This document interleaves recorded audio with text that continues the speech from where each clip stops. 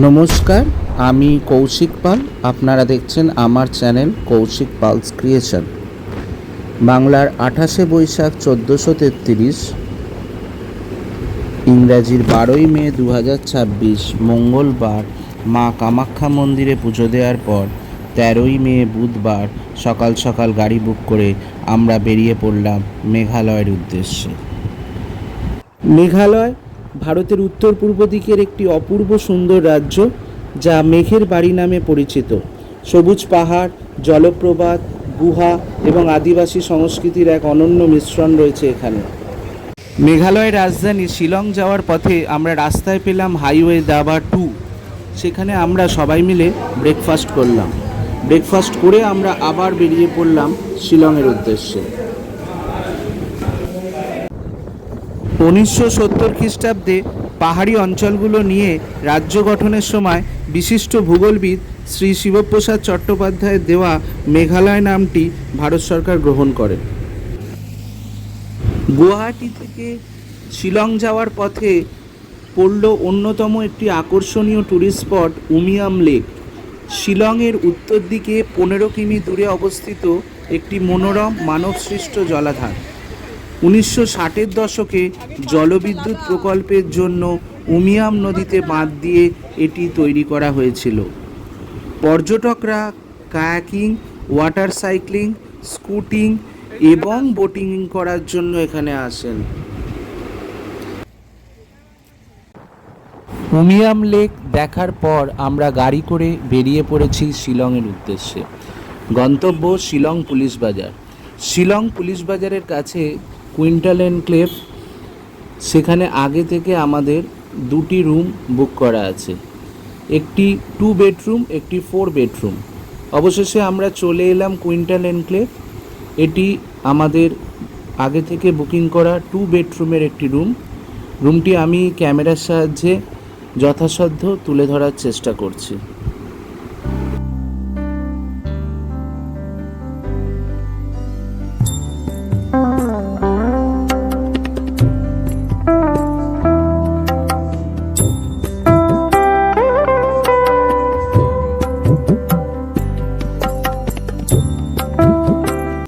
এরপর আমি আপনাদের দেখাবো আমাদের আরেকটি রুম, 4 বেডের বেডরুম। এরপর আমি আপনাদের দেখাবো আমাদের বুকিং করা আরেকটি রুম, 4 বেডের রুম, যেটি কুইন্টাল এনক্লেভের আরেকটি বিল্ডিংয়ের একতলায় অবস্থিত। আসুন ঘরটি ঘুরে দেখাই। আসুন শুনে নিই আমার ভাগনা শ্রীমান যুবরাজ কুণ্ডুর মুখে কুইন্টাল এনক্লেভ সম্পর্কে কিছু তথ্য। নমস্কার বন্ধুরা, আমরা এখন কুইন্টাল এনক্লেভে আছি। এটি একটা খুবই সুন্দর হোটেল, আপনারা দেখতেই পাচ্ছেন এই ঘরটা কি সুন্দর। এখান থেকে এরকম ডুপ্লেক্স ঘরও আছে, এছাড়াও দারুণ দারুণ ঘর আছে। এখানে অ্যান্ড্রয়েড টিভিও আছে। ক্যামেরাম্যান একটু অ্যান্ড্রয়েড টিভিটা দেখান। দেখুন এখানে অ্যান্ড্রয়েড টিভিও আছে। এছাড়া অনেক সুবিধা আছে। দেখুন এখানে ওয়েইং মেশিন দিয়েছে, আপনি আপনার গতরের ওয়েটটাও দেখে নিতে পারবেন। এছাড়া এখানে খুব দেখতে পাচ্ছেন চায়ের ব্যবস্থা আছে। ক্যামেরাম্যান আবার না হলে এই হোটেলটি আমাদের পুলিশ বাজার থেকে প্রায় 2-3 মিনিটের হাঁটা পথ। বয়স্ক লোকেরা থাকে তাহলে এই হোটেলটা একটু ভেবে শুনে করবেন না, কারণ অসুবিধা হতে পারে। কারণ এই যেখানে আমরা আছি এটা একটা অ্যানেক্সের বিল্ডিং আছে, 2টো বিল্ডিং আছে। প্রথম বিল্ডিংটায় মেনলি ডাবল বেড ঘর আছে, কটেজ নর্মাল ঘর আছে, কিন্তু এইরকম ঘরগুলো সেকেন্ড বিল্ডিংটা যেটা একটু উঁচুতে উঠতে হবে। তো তাই জন্য একটু ভেবে চিন্তে এই ঘরগুলো করবেন। আর গাড়ি সুবিধা আছে, উবের চলছে না, কিন্তু র্যাপিডো চলে। তো আপনারা র্যাপিডো করে খুব সহজেই বেরিয়ে যেতে পারবেন এখান থেকে। ধন্যবাদ। তৈরি হয়ে গেছে এই ছেলের জন্য জায়গাটা না উবের। এখন আমরা পুলিশ বাজারের দিকে রওনা দিচ্ছি। ওখানে আমরা লাঞ্চ করব সবাই মিলে। ও মাই গড।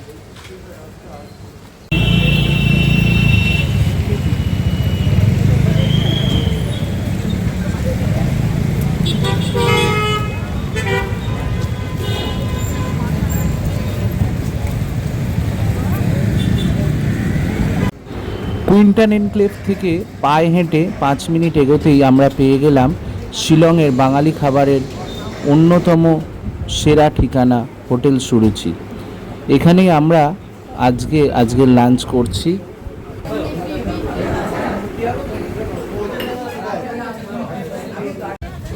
লাঞ্চ করার পর হেঁটে হেঁটে হোটেলে ফিরতে চোখে পড়ছে রাস্তায় শাক সবজি মুরগির মাংস ইত্যাদি বিক্রি হচ্ছে।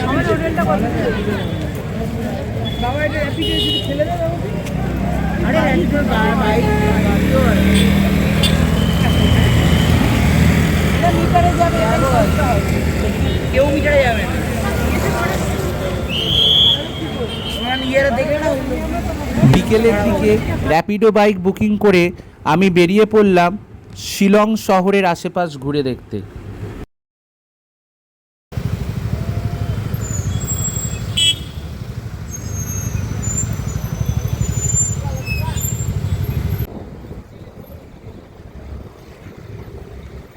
র্যাপিডো বাইকে করে ফেরার সময় চোখে পড়ল মেঘালয় হাইকোর্ট, যা শিলংয়ে প্রতিষ্ঠিত হয় 2013 সালের 23শে মার্চ। আমরা এখন দেখতে পাচ্ছি দ্য হাইকোর্ট অফ মেঘালয় বা মেঘালয় হাইকোর্ট। মেঘালয়ের রাজধানী শিলংয়ের সন্ধ্যা এক অপূর্ব ও মনোমুগ্ধকর অভিজ্ঞতা। পাহাড়ি শহরের মৃদু ঠান্ডা আবহাওয়া, ঝলমলে আলো এবং স্থানীয় সংস্কৃতির মিশ্রণ এই সময় শহরটিকে প্রাণবন্ত করে তুলেছে। অবশেষে র্যাপিডো বাইকে করে আমি চলে এলাম শিলং পুলিশ বাজারে। পরদিন 14ই মে বৃহস্পতিবার সকাল সকাল আমরা গাড়ি করে বেরিয়ে পড়েছি মেঘালয়ের বিভিন্ন দর্শনীয় স্থান ঘুরে দেখতে। আজ আমরা চলেছি চেরাপুঞ্জির দিকে।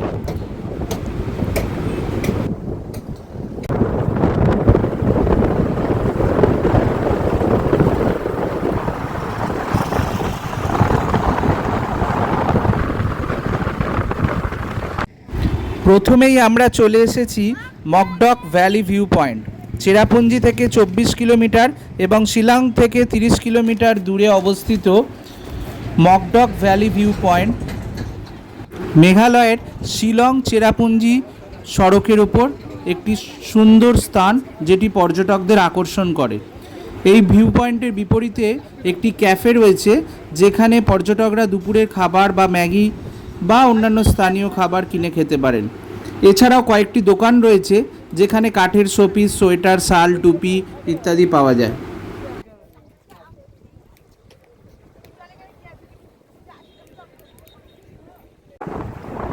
এরপর আমরা চলেছি গ্রিন ভ্যালি পয়েন্টসের উদ্দেশ্যে।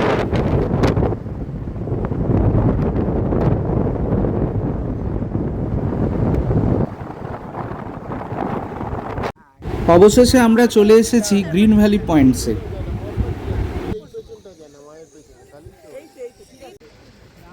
এটি গ্রিন ভ্যালি পয়েন্ট। আমি আমার ক্যামেরার সাহায্যে যতটা সম্ভব তুলে ধরার চেষ্টা করছি।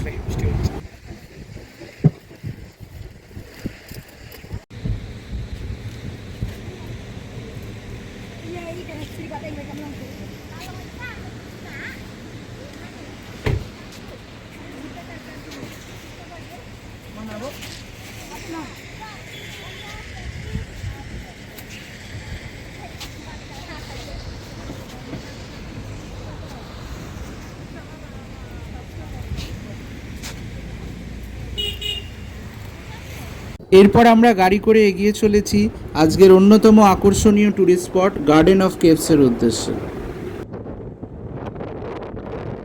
চলে এসেছি গার্ডেন অফ কেভসে। স্থানীয় ভাষায় একে বলা হয় কা ব্রি কি সিনরাং। এখানে ছোট বড় অনেক গুহা, জলপ্রপাত, ঝুলন্ত সেতু এবং পাথর কাটা সিঁড়ি রয়েছে। পুরো জায়গাটি ঘুরে দেখতে প্রায় 600 থেকে 700টি সিঁড়ি বেয়ে ওঠানামা করতে হয়। এখানে প্রবেশ মূল্য জনপ্রতি 100 টাকা, তবে 12 বছরের কম বয়সী শিশুদের জন্য জনপ্রতি 50 টাকা। সকাল 8:30 থেকে বিকেল 5টা পর্যন্ত এটি খোলা থাকে। পুরো জায়গাটি ভালোভাবে ঘুরে দেখতে প্রায় 1.5 থেকে 2 ঘন্টা অবধি সময় প্রয়োজন।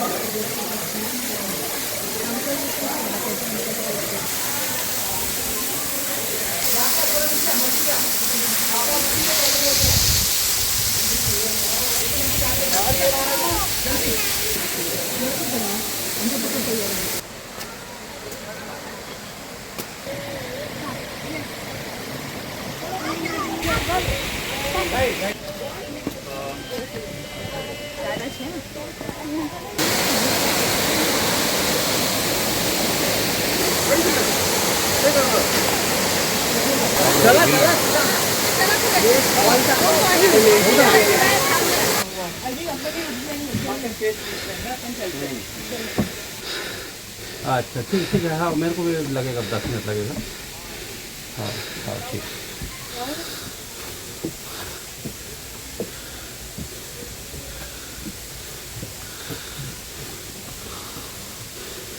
बाहर निकलने का रास्ता ये रास्ता है।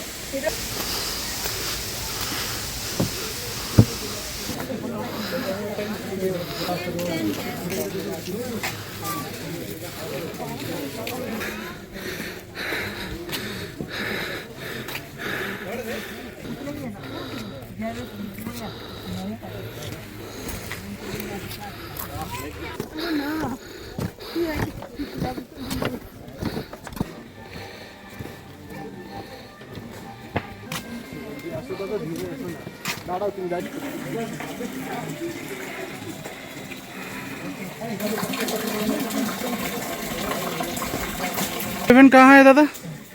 11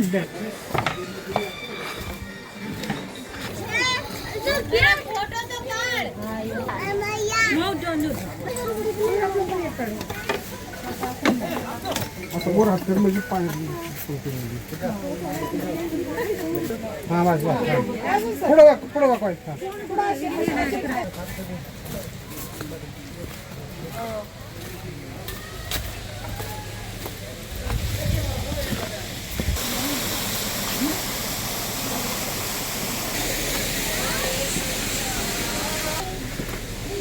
গার্ডেন অফ কেভ থেকে গাড়ি করে বেরিয়ে আমরা এগিয়ে চলেছি আমাদের পরবর্তী ট্যুরিস্ট স্পট ওয়াকাফা লাটারা ভিউ পয়েন্ট।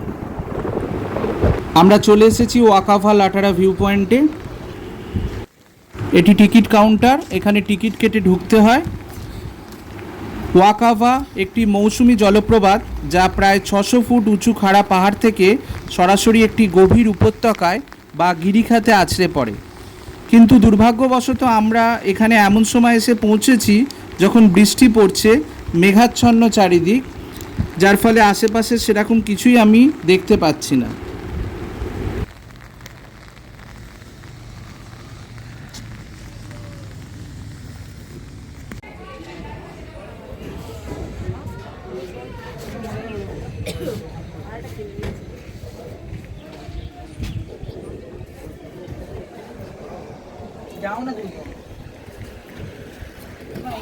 এরপর গাড়িতে যেতে যেতে আমাদের চোখে পড়ল মেঘালয়ের ব্রিটিশ সিমেট্রি, যা স্থানীয়ভাবে রিলবং সিমেট্রি নামে পরিচিত। মেঘালয়ের ভ্রমণকারী পর্যটকদের জন্য এটি ব্রিটিশ ঔপনিবেশিক আমলের একটি গুরুত্বপূর্ণ ঐতিহাসিক স্থান। সমাধিক্ষেত্রটি পাহাড়ের শান্ত ও নিরিবিলি পরিবেশে অবস্থিত, যেখানে ঐতিহাসিক কবরগুলোর নকশা এবং ফলকগুলো ব্রিটিশ শাসনকালের কথা আমাদের স্মরণ করিয়ে দিচ্ছে।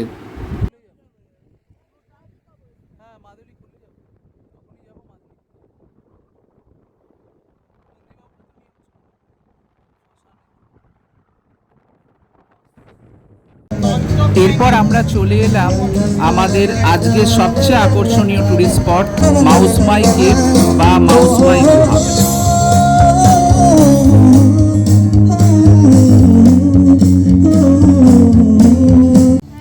এই গুহাটিতে প্রবেশ মূল্য জনপ্রতি 30 টাকা।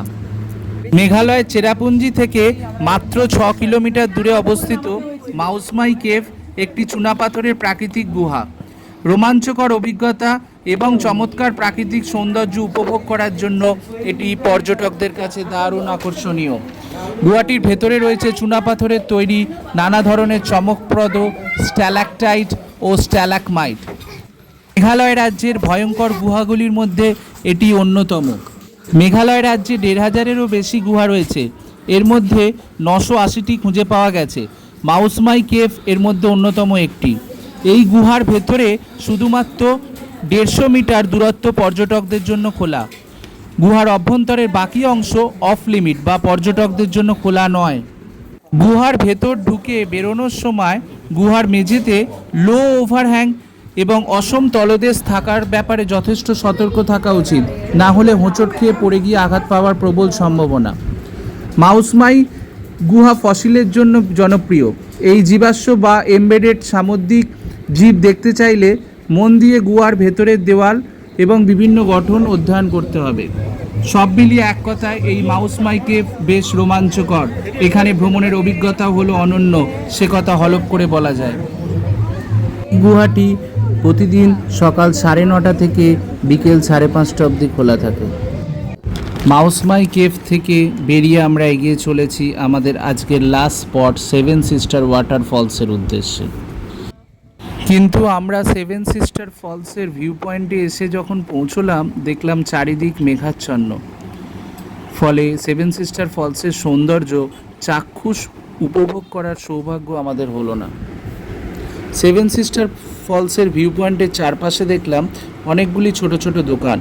সেগুলির কোনোটিতে বিক্রি হচ্ছে স্থানীয় পাহাড়ি খাবার, বা কোনোটিতে বিক্রি হচ্ছে ঘর সাজানোর জিনিস, বা অন্যান্য আরও কত কী। 7 সিস্টার ফলস হলো ভারতের 4র্থ উচ্চতম জলপ্রপাত। এখানে কোনো প্রবেশ মূল্য নেই এবং পরিদর্শনের সময় প্রতিদিন সকাল 8টা থেকে বিকেল 5টা পর্যন্ত।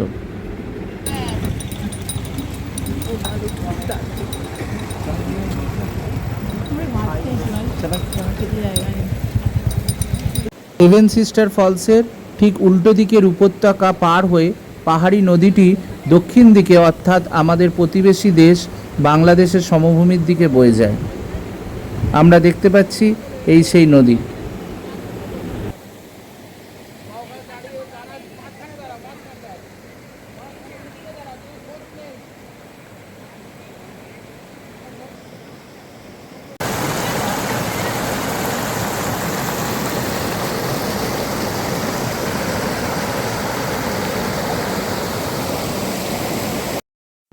পরদিন 15ই মে শুক্রবার সকাল সকাল আমরা গাড়ি নিয়ে বেরিয়ে পড়ছি মেঘালয় লোকাল সাইট সিন দেখতে।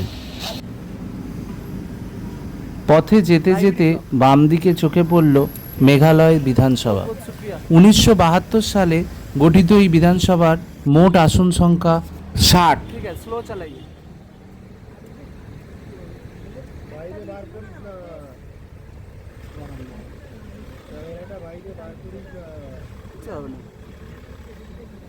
আজকে আমাদের first destination point Shillong peak. আমরা চলেছি শিলং পিকের উদ্দেশ্যে। শিলং পিকে এসে আমরা প্রথমেই টিকিট কেটে নিলাম। এখানে টিকিটের মূল্য জনপ্রতি 50 টাকা। বুধবার ছাড়া সপ্তাহের প্রতিদিন খোলা থাকে সকাল 9টা থেকে বিকেল 4টে অবধি। শিলং পিকে ওঠার জন্য এখান থেকে গাড়ি ভাড়া করে যেতে হয়। গাড়ির ভাড়া পড়ে যাতায়াতের জন্য গাড়ি প্রতি 200 টাকা। শিলং শহর থেকে 10 কিলোমিটার দূরে শিলং পিক মেঘালয়ের রাজধানী শিলং শহরের সর্বোচ্চ বিন্দু। এটি সমুদ্রপৃষ্ঠ থেকে প্রায় 6450 ফুট উচ্চতায় অবস্থিত। এই ভিউ পয়েন্টটি ভারতীয় বায়ুসেনার নিয়ন্ত্রণাধীন একটি অত্যন্ত সুরক্ষিত এলাকা। এখান থেকে পুরো শিলং শহর এবং পাহাড়ের অপরূপ দৃশ্য উপভোগ করা যায়।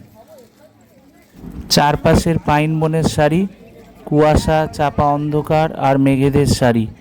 শিলং পিক ভুলিয়ে দিল আমাদের সব মন খারাপ।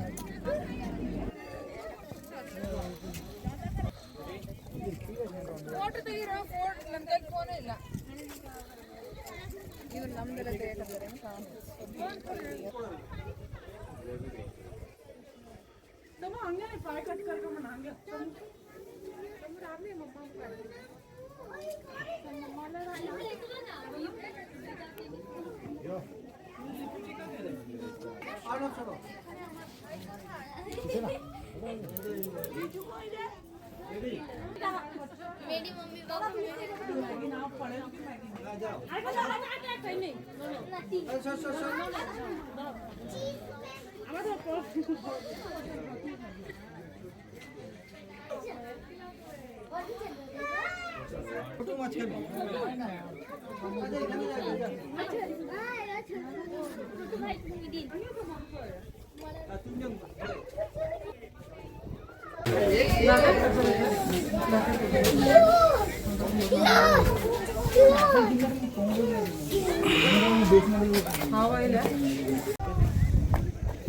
একটু দেখা যাচ্ছে ভালো।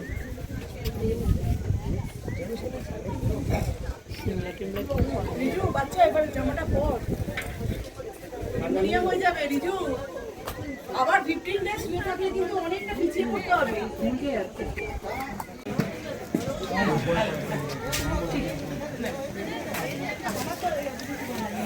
দারুণ দারুণ প্রত্যেকটা নাম আস্তে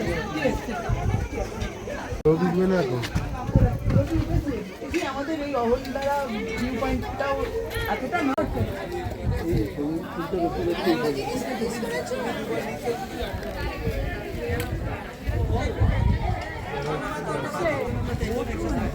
শিলং পিক থেকে বেরিয়ে আমরা এগিয়ে চলেছি আমাদের পরবর্তী স্পট এয়ারফোর্স মিউজিয়ামের দিকে। পথে যেতে যেতে চোখে পড়ল মেঘালয়ের চা বাগান।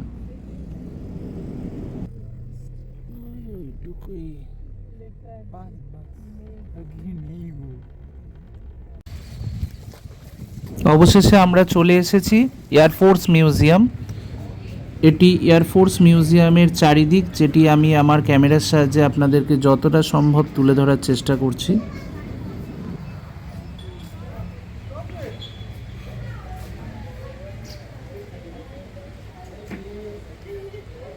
এয়ারফোর্স মিউজিয়ামের প্রবেশ মূল্য জনপ্রতি 40 টাকা। তবে এখানে নগদ টাকায় টিকিট কাটা যায় না, ইউপিআই পেমেন্টের মাধ্যমে পেমেন্ট করে টিকিট কেটে প্রবেশ করতে হয়। এখানে প্রবেশের জন্য প্রত্যেকের আধার কার্ডের ফটোকপি বা অরিজিনাল আধার কার্ড অবশ্যই প্রয়োজন। 2004 সালে প্রতিষ্ঠিত এই মিউজিয়ামটিতে ভারতীয় বায়ুসেনার ইতিহাস এবং এর বিভিন্ন ঘটনা, বিশেষ করে 1971 সালের ভারত পাকিস্তান যুদ্ধের সময়কার ঘটনা সম্পর্কে আমাদের বিস্তারিত জানতে সাহায্য করছে।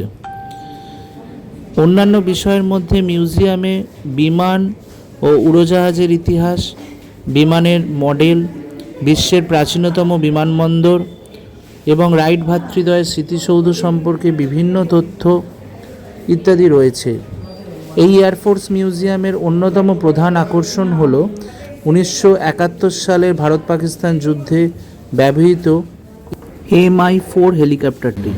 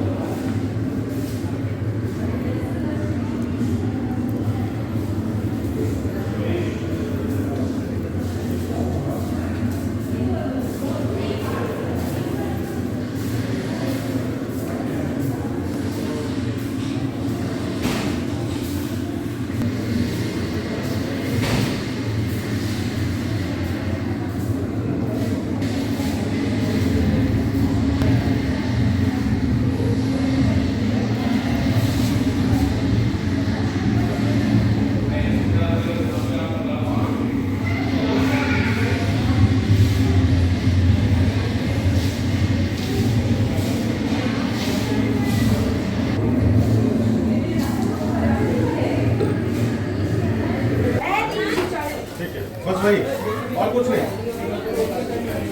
चलो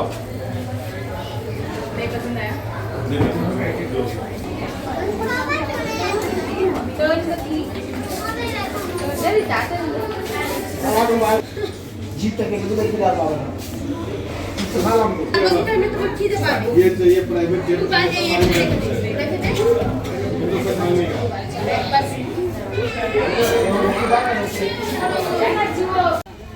এটি হলো 1971 সালে ভারত পাকিস্তান যুদ্ধে ব্যবহৃত MI-4 হেলিকপ্টার।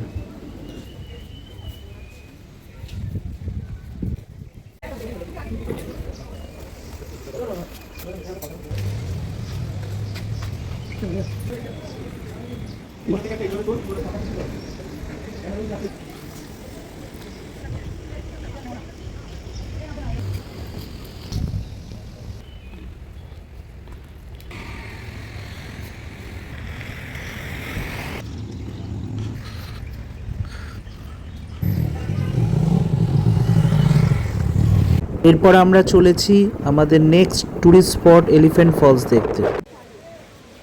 মেঘালয় রাজ্যে অবস্থিত এলিফ্যান্ট ফলস একটি 3 স্টেজ ফলস বা 3 স্তরের জলপ্রপাত। স্থানীয় খাসি ভাষায় একে বলা হয় কা খাইত লাই পাতেং খসিউ, যার অর্থ 3 ধাপের জলপ্রপাত। এই জলপ্রপাতটি 3টি পর্যায়ে ওপর থেকে নিচের দিকে নেমে এসেছে। এই জলপ্রপাতটি দেখতে টিকিটের মূল্য জনপ্রতি 20 টাকা। ব্রিটিশ আমলে এর পাদদেশে একটি হাতির আকৃতির পাথর ছিল। পরবর্তী সময় 1897 সালের ভূমিকম্পে পাথরটি ধ্বংস হয়ে গেলেও এর নাম এলিফ্যান্ট ফলসই রয়ে গেছে। এলিফ্যান্ট ফলসের প্রতিটি স্তর পর্যটককে প্রকৃতির শৈল্পিকতার এক স্বতন্ত্র অভিজ্ঞতা দেয়। আসুন আমরা এই মনোরম ভূদৃশ্যের গভীরে প্রবেশ করি। প্রথম জলপ্রপাতটি একটি হর্সটেইল পাঞ্চ বোল জলপ্রপাতের চমৎকার উদাহরণ। এটি আকারে প্রশস্ত এবং চারপাশের গাছপালায় আবৃত। দ্বিতীয় জলপ্রপাতটিকে শান্ত বলে মনে হয়, বিশেষ করে শীতকালে এবং শুষ্ক মৌসুমে। তবে তৃতীয় এবং সবচেয়ে উঁচু জলপ্রপাতটি সবচেয়ে আকর্ষণীয়, যা অনন্য আকৃতির পাথরের সমুদ্রের ওপর দিয়ে জাদুকরী জলের পতনের এক শ্বাসরুদ্ধকর দৃশ্য নিয়ে যেন হঠাৎ আবির্ভূত হয়। জলপ্রপাতটির কিনারা ঘন সবুজ এবং প্রচুর ফার্নে পরিপূর্ণ।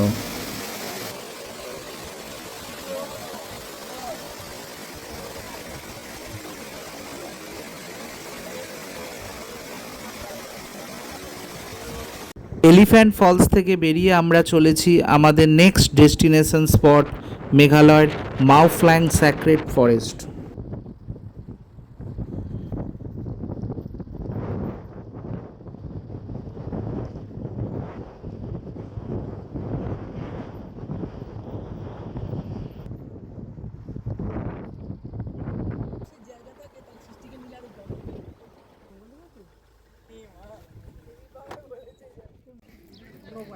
আমরা চলে এসেছি মাওফ্ল্যাং স্যাক্রেড ফরেস্টে।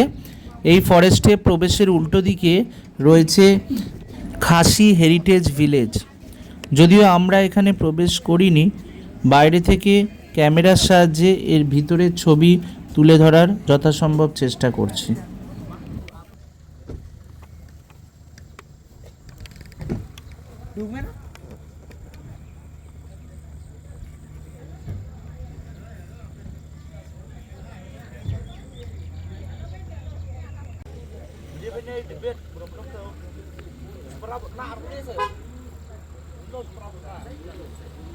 মাওফ্ল্যাং sacred forest. মাওফ্ল্যাং, যার আক্ষরিক অর্থ ঘাসযুক্ত পাথর, এর একশিলা স্তম্ভগুলোর জন্য এই নামকরণ হয়েছে এবং এটি উত্তর পূর্ব ভারতের আদিবাসী জাতিগোষ্ঠী খাসিদের আত্মা। মেঘালয়ের রাজধানী শিলং থেকে মাত্র 1 ঘন্টার দূরত্বে অবস্থিত মাওফ্ল্যাং গ্রাম এবং প্রাচীন রাজ্য, যা তার আদিম ও রহস্যময়, অস্পর্শিত এবং অক্ষত পবিত্র বনের জন্য বিখ্যাত। শিলং নিকটবর্তী এই মাওফ্ল্যাং স্যাক্রেড ফরেস্ট পরিদর্শন ছাড়া মেঘালয় তথা উত্তর পূর্ব ভারত ভ্রমণ আমাদের অসম্পূর্ণ থেকে যেত। আসুন শুনে নিই লোকাল গাইডের মুখে মাওফ্ল্যাং ফরেস্ট সম্পর্কে কিছু তথ্য। We are in Tansar Forest. I would like to welcome you all to this Maoflang Sacred Forest. And my name is Vacky Nelson. You can call me Vax. I'm local from here. And this is the forest where it belongs to this Maoflang community. So Maoflang is the name of this kingdom. We do have a chief look upon this place. And the meaning of Mao, which mean for the stones, and the Plang, which mean for the grass. Okay. So we still preserve and we still believe in this forest as sacred forest, because there are deities who are protecting this place, and that deities in our local we call Labasa.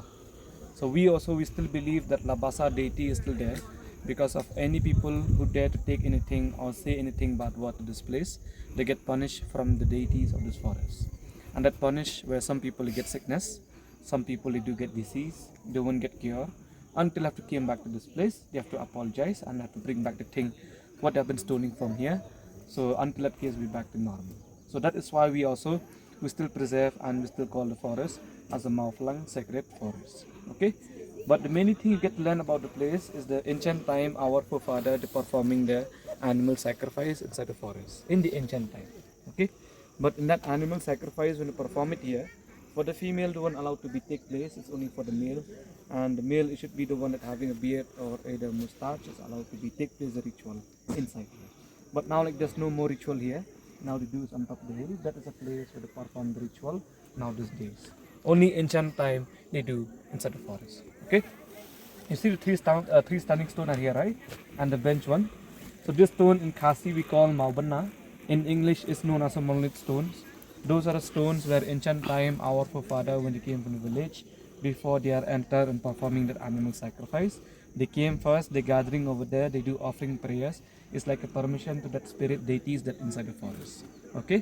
And that is a place where they do offering and everything like that as a prayers now. Okay. So about the sacrifice I'm going to explain you in detail inside. So in this forest we do have many species. We have around 400 species of this flora and fauna are there. And the main trees we have found it here is an oak trees. Even we have those medicinal trees, furniture tree, sacred trees, but we cannot use nothing in this forest. Okay, and we do have animals also like snakes, jackal, clouded leopards, monkey, deer, porcupine, etc. But any species that we have in this forest, we do get in other forests also. If we, the local people, want to use anything for medicines, for furniture and all, we can use and take from the other forest, but not from the sacred forest. The area of this forest is around 200 acre, where there's no single trees can be growing beyond the side. It only stop here naturally. It is a forest that's starting from there all the way that side. But this forest, it have been named into 3 names, where the first part over there we call Laitrakang, the second part is Pipandi, and the last part is called as a Launam Kentari. So in our local we call like that, but all is the same forest only. And the main thing that we get to learn about the history of our forefather is in the center part of the forest is known as a Pipandi. Okay, so there are many things to explain you more in detail about the forest inside. We're going to go inside. I'm going to explain you more in detail inside. Okay, yes. There's some place where even the photo is not allowed. I'll let you know. Okay. এবার আমরা ফরেস্টের ভেতরে প্রবেশ করি।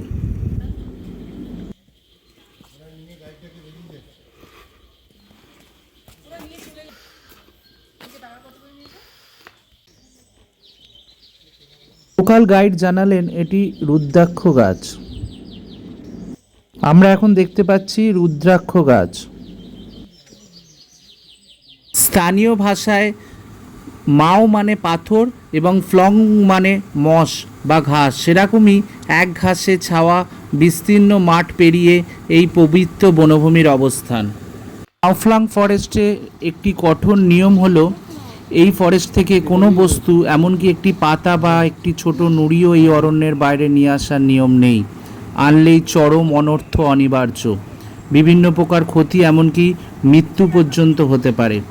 স্থানীয় খাসি উপজাতিদের বিশ্বাস অনুযায়ী দেবতা লাবাস এই বনাঞ্চলে বসবাস করেন, যিনি একটি চিতাবাঘের মতন বন্য প্রাণীর রূপ ধারণ করে তার আরাধ্যদের রক্ষা করেন। ফলে স্থানীয় বাসিন্দারা একই সাথে এই পবিত্র বনভূমির উপাসক এবং রক্ষাকারীও বটে।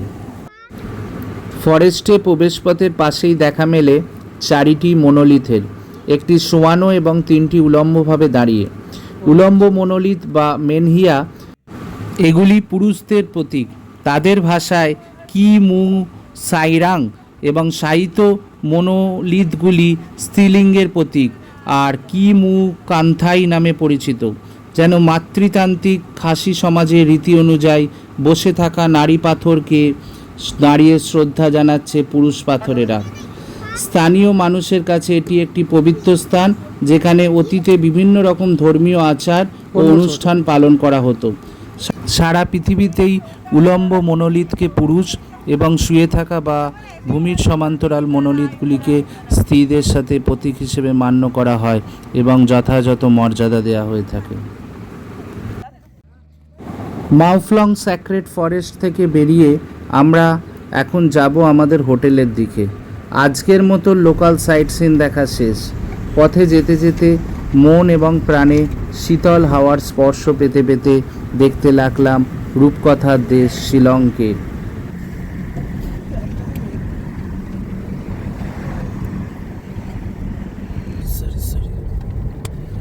হরাইজন লক বলে একটা জিনিস আছে।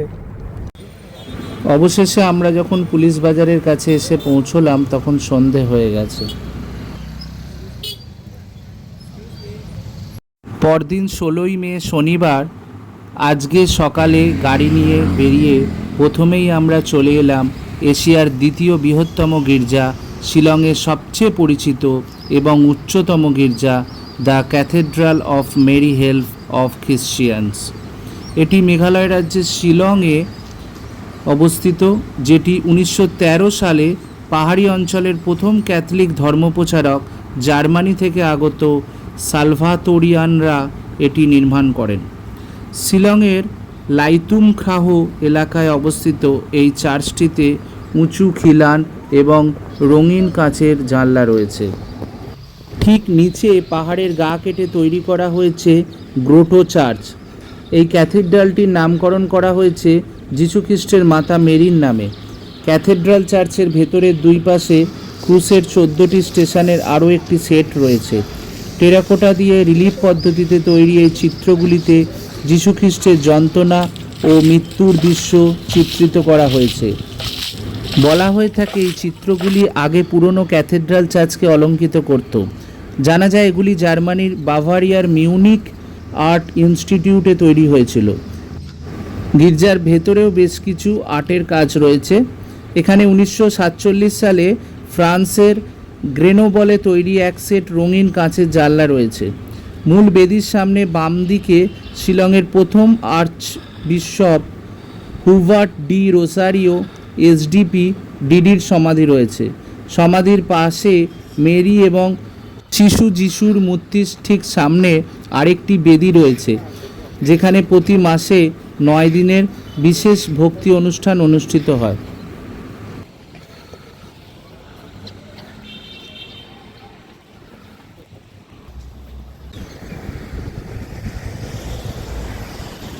গির্জা দর্শনের পর আমরা গাড়ি নিয়ে এগিয়ে চলেছি গুয়াহাটির দিকে।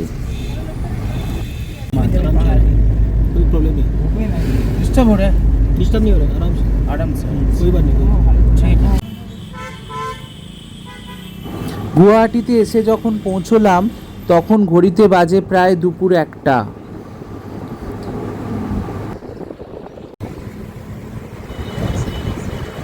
গুয়াহাটি পল্টন বাজারে হোটেল সূর্যকিরণ ইন, এই হোটেলে আমাদের আগে থেকেই 3টি 2 বেডরুমের রুম বুকিং করা ছিল। রুম নাম্বার 204, 211 এবং 212, এই 3টি রুম বুকিং ছিল।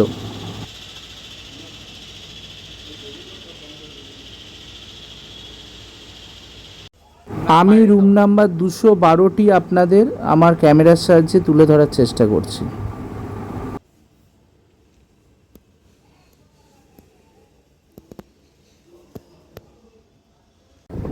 হোটেলে কিছুক্ষণ বিশ্রামের পর আমরা উবের অটো বুক করে বেরিয়ে পড়েছি লাঞ্চের উদ্দেশ্যে।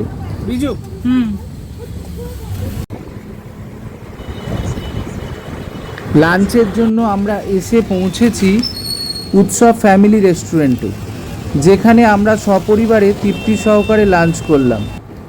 এটি গুয়াহাটিতে অবস্থিত অন্যতম বিখ্যাত একটি রেস্টুরেন্ট, যাতে বিভিন্ন রকমের বাঙালি খাবার পরিবেশিত হয়। সন্ধেবেলা আমরা উবের অটো বুক করে বেরিয়ে পড়েছি গুয়াহাটিতে মার্কেটিং করতে। গুয়াহাটিতে উবের অটো করে চলে এলাম ফ্যান্সি বাজারে। ফ্যান্সি বাজারে পায়ে হেঁটে একটু এগিয়ে যেতে বাম দিকে চোখে পড়ল এখানকার অন্যতম প্রাচীন মসজিদ কামারপট্টি মসজিদ।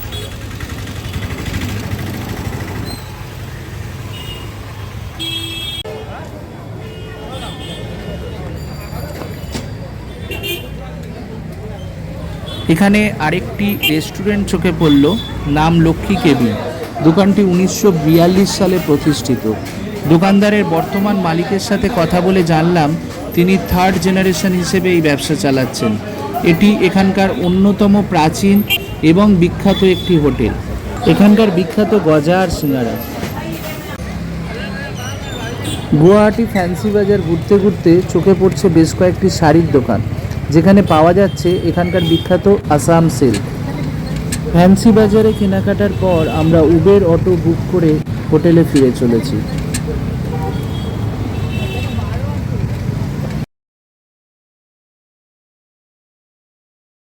হোটেলে রাত্রি যাপনের পর আমরা পরদিন বেলা 11টা করে বেরিয়ে পড়েছি লাঞ্চের জন্য।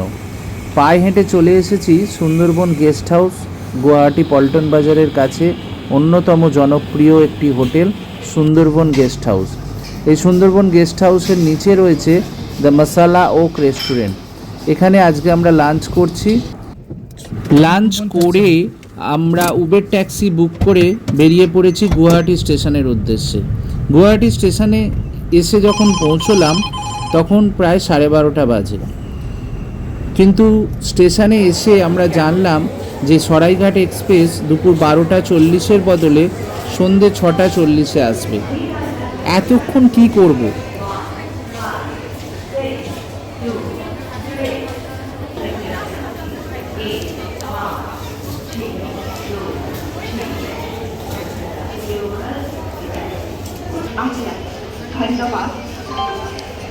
এত লাগেজ নিয়ে হোটেলে ব্যাক করে যাওয়া সম্ভব নয়।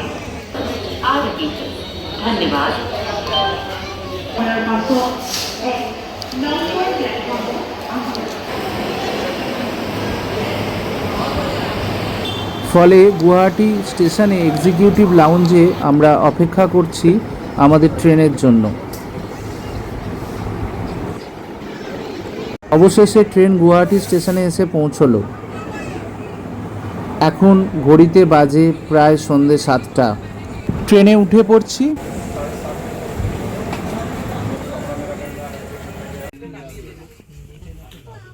এখনো লোক ঢোকেইনি, এখনো লোক ঢোকেনি কে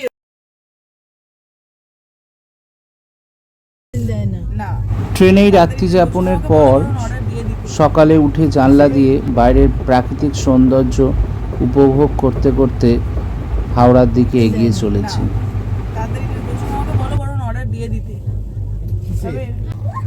আমাদের লাঞ্চ চলে এলো দুপুর 12:30 নাগাদ।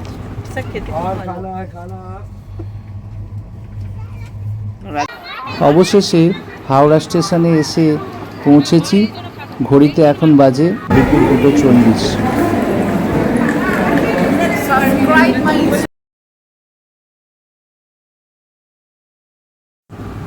পরিশেষে বলবো, আসাম রাজ্যের মা কামাখ্যার দর্শন করে মায়ের আশীর্বাদ নিয়ে আসুন মেঘের দেশ মেঘালয়। একসাথে ঘুরুন আসাম মেঘালয়।